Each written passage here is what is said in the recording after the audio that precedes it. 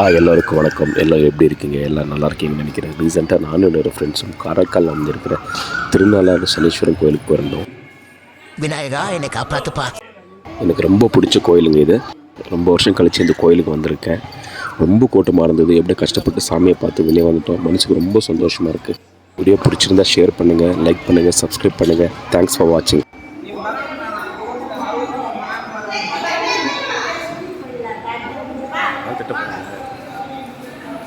mobile எப்படி ஒன்று எங்கெல்லாம் இருக்குது எப்படி எல்லாம் கட் பண்ணி